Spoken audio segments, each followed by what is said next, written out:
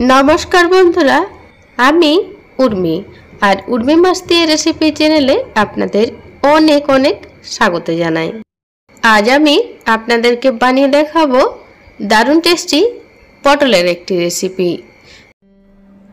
तार जोन्नो एखाने निये नियेछि 5टा पटल। এই পটলগুলো যে পাতলা খোসাটা হয় সেটা চেঁচে ধুয়ে পরিষ্কার করে নিয়েছি। আমি কিন্তু এই মোটা খোসাটা ব্যবহার করব, আপনারা চেঁচেও নিতে পারেন। আর এই যে দেখুন পটলগুলো আমি 2 ভাগ করে কেটে নিয়েছি, আপনারা 4 ভাগ করেও কেটে নিতে পারেন। আর সাথে নিয়েছি একটা বড় সাইজের আলু। আলুটাকেও ডুমো ডুমো করে কেটে ধুয়ে পরিষ্কার করে নিয়েছি। আর নিয়েছি পরিমাণ মতো ভেজানো মুগ ডাল। এই মুগ ডালগুলো আমি 4 ঘন্টা মতো ভিজিয়ে খুব ভালোভাবে ধুয়ে পরিষ্কার করে নিয়েছি। এরপর মুগ ডাল পেস্ট করে নেব। তার জন্য নিয়ে নিচ্ছি একটা মিক্সিং জার, আর মিক্সিং জারে ডালগুলো দিয়ে দেব। সাথে দিয়ে দেব একটা কাঁচা লঙ্কা, দিয়ে পর জল ছাড়াই ডাল পেস্ট করে নেব। আর এই যে দেখুন ডাল খুব ভালো মতো পেস্ট করে নিয়েছি। এরপর এটা একটা বাটিতে ঢেলে নেব। এরপর এই ডাল বাটার মধ্যে এড করে দেব স্বাদ মতো লবণ আর পরিমাণ মতো হলুদের গুঁড়ো, দিয়ে খুব ভালোভাবে মিশিয়ে নেব। এরপর ডালের বড়াগুলো ভেজে নেব। তার জন্য কড়াই গরম করে তাতে দিয়ে দিলাম পরিমাণ মতো সরিষার তেল। তেল ভালো মতো গরম হয়ে গেছে।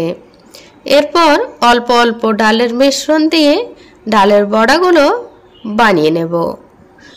এখানে যে কয়েকটা বড়া আমার ধরেছে আমি দিয়ে দিয়েছি। এরপর উল্টে পাল্টে ভেজে নেব। এদিকে বড়াগুলো ভাজা হতে হতে এই রান্নার জন্য মশলাটাও পেস্ট করে নেব। তার জন্য একটা মিক্সিং জারে নিয়ে নিয়েছি পরিমাণ মতো আদা, 2টো পাকা লঙ্কা আর একটা মিডিয়াম সাইজের টমেটো। এগুলো একসঙ্গে পেস্ট করে নেব।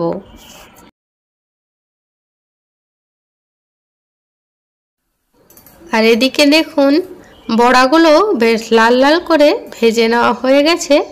এরপর তুলে নেব। ডালের বড়াগুলো ভেজে তুলে নিয়েছি। এরপর এই তেলে পটল ভেজে নেব।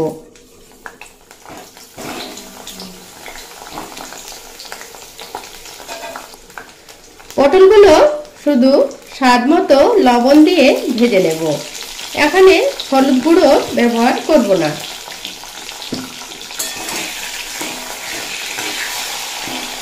আর পটলগুলো কিন্তু বেশ লাল লাল করে ভেজে নিতে হবে।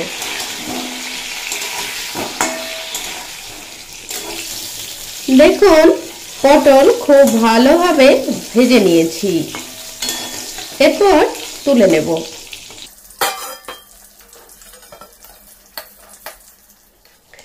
আর এই যে পটল ভাজার সময় লবণ বা হলুদ দিলে তেল কালো হবেই, তো আমি এই তেলেই রান্না করে নেব। তাই ফোড়নে দিয়ে দিচ্ছি গোটা জিরে, একটা তেজপাতা আর গোটা গরম মশলা।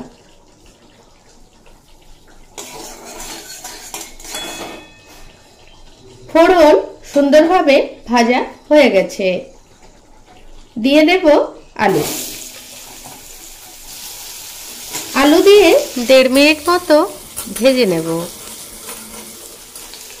আলু 1.5 মিনিট মতো ভেজে নিয়েছি। এরপর এড করে দেব আদা, লঙ্কা আর টমেটো বাটা। মিক্সিং জারটা দিয়ে সামান্য পরিমাণে জল অ্যাড করে দেব। এরপর খুব ভালোভাবে কষিয়ে নেব যাতে মশলার কাঁচা গন্ধটা চলে যায়। আর এই কষানোর সময়ই দিয়ে দেব লবণ। পটল ভাজার সময় লবণের ব্যবহার করেছি, আর বড়াতেও লবণ ব্যবহার করেছি, তাই এখানে লবণটা বুঝে ব্যবহার করলাম।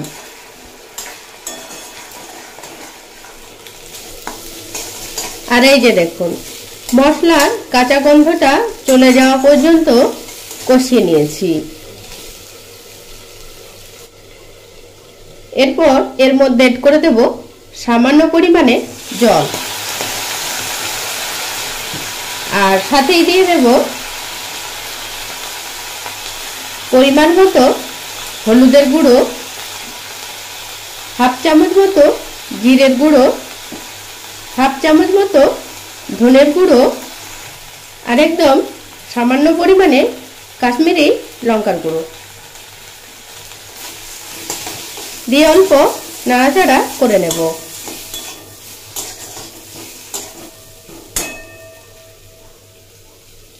আর এড করে দেব ভেজে রাখা পটলগুলো।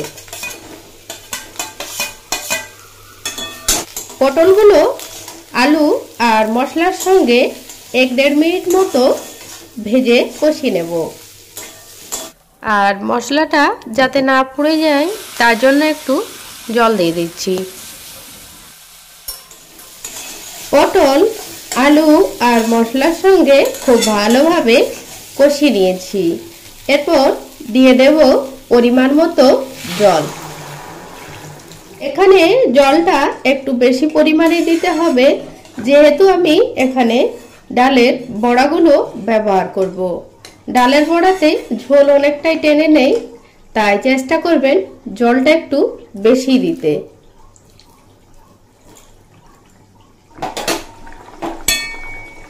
দেখুন ঝোলটা ফুটে উঠেছে, আর পটল তো ভেজে নেওয়ার সময়েই সিদ্ধ হয়ে গেছে, আর আলুও দেখুন খুব ভালোভাবে সিদ্ধ হয়ে গেছে।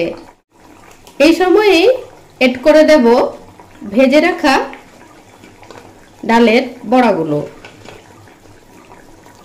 বন্ধুরা, যদি কেউ কখনো এরকম ভাবে মুগ ডালের বড়া দিয়ে নিরামিষ পটলের তরকারি না খেয়ে থাকেন, অবশ্যই একবার বানিয়ে খেয়ে দেখবেন।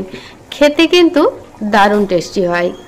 তো এই বড়াগুলো দিয়েও আরও 5 মিনিট মতো রান্না করে নেব। আর বন্ধুরা, এই সময় আপনারা অবশ্যই লবণটা একবার চেক করে নেবেন। বড়াগুলো দিয়ে 5 মিনিট মতো রান্না করে নিয়েছি। আর দেখুন বড়াগুলো ফুলে ডাবল হয়ে গেছে। এরপর এর মধ্যে এড করে দেব সামান্য পরিমাণে গরম মশলা গুঁড়ো।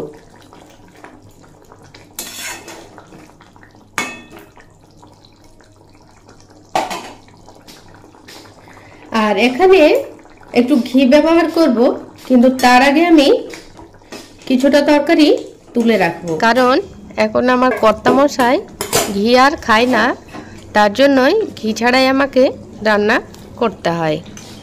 যে কোনো নিরামিষ রান্নাতে শেষে একটু ঘি দিলে বেশ ভালো লাগে। ঘিটা দিয়ে গ্যাস বন্ধ করে দেব, কারণ তরকারিটা সম্পূর্ণ রেডি হয়ে গেছে। আর যেটুকু ঝোল রয়েছে এটা বড়াতে টেনে নেবে।